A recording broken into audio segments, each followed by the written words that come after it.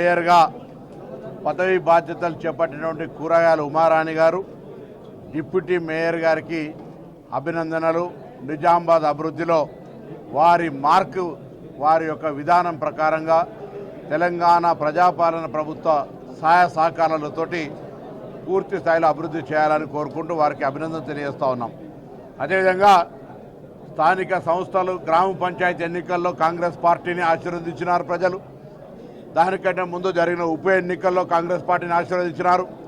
ఇప్పుడు పురపాలక సంఘ ఎన్నికల్లో కూడా 116 మున్సిపాలిటీలు 7 కార్పొరేషన్లు అయితే కూడా మరి ప్రజలు కాంగ్రెస్ పార్టీ ప్రజలను గెలిపించి ఆశీర్వదించినారు. వారందరికీ ధన్యవాదాలు.